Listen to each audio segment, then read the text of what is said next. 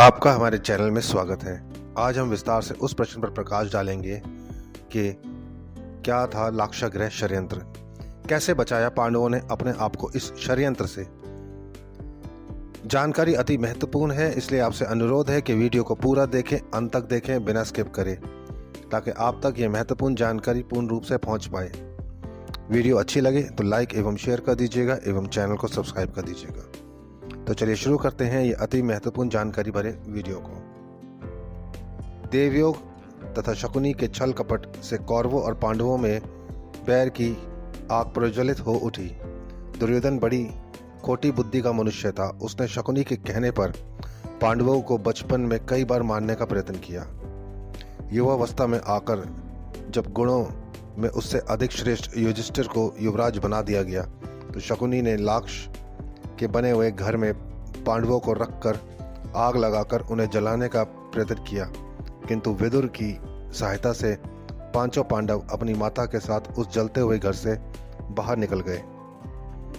अपने उत्तम गुणों के कारण युधिष्ठिर हस्तिनापुर के प्रजाजनों में अत्यंत लोकप्रिय हो गए। उनके गुणों तथा लोकप्रियता को देखते हुए भीष्म पितामह ने धृतराष्ट्र से युधिष्ठिर के राज्य अभिषेक कर देने के लिए कहा। दुर्योधन नहीं चाहता था कि युधिष्ठिर राजा बने, अतः उसने अपने पिता धृतराष्ट्र से कहा, पिताजी, यदि एक बार युधिष्ठिर को राज सिंहासन प्राप्त हो गया तो यह राज्य सदा के लिए पांडवों के वंश का हो जाएगा और हम कौरवों को उनका सेवक बनकर रहना पड़ेगा। इस पर धृतराष्ट्र बोले, वत्स दुर्योधन, युधिष्ठिर हमारे कुल के संतानों में सबसे बड़ा है, इसलिए इस राज्य पर उसी का अधिकार है। फिर भीष्म तथा प्रजाजन भी उसी को राजा बनाना चाहते हैं। हम इस विषय में कुछ नहीं कर सकते। धृतराष्ट्र के वचनों को सुनकर दुर्योधन ने कहा, पिताजी, मैंने इनका प्रबंध कर लिया है, बस आप किसी तरह पांडवों को वर्णवत भेज दें। दुर्योधन ने वर्णवत में पांडवों के निवास के लिए पुरोचन नामक शिल्पी से एक भवन का निर्माण करवाया था, जो कि लाख, चर्बी, सूखी घास, मंजू तथा अत्यंत ज्वलनशील पदार्थों से बना था। दुर्योधन ने पांडवों को उस भवन में जला डालने का षड्यंत्र रचा था। धृतराष्ट्र के कहने पर युधिष्ठिर अपनी माता तथा भाइयों के साथ वर्णवत जाने के लिए निकल पड़े। दुर्योधन के षड्यंत्र के विषय में विदुर को पता चल गया, अतः वे वर्णवत जाते हुए पांडवों से मार्ग में मिले तथा उनसे बोले, देखो, दुर्योधन ने तुम लोगों के रहने के लिए वर्णवत नगर में एक ज्वलनशील पदार्थों का एक भवन बनवाया है, जो आग लगते ही भड़क उठेगा। इसलिए तुम लोग भवन के अंदर से वन तक पहुंचने के लिए एक सुरंग अवश्य बनवा लेना, जिससे कि आग लगने पर तुम लोग अपनी रक्षा कर सको।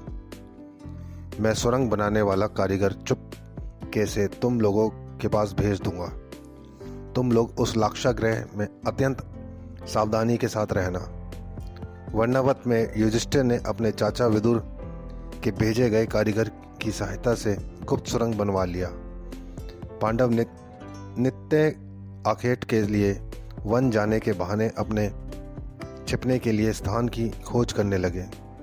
कुछ दिन इसी तरह बिताने के बाद एक दिन युधिष्ठिर ने भीमसेन से कहा, भीम, अब दुष्ट पुरोचन को इसी लाक्षागृह में जलाकर हमें भाग निकलना चाहिए।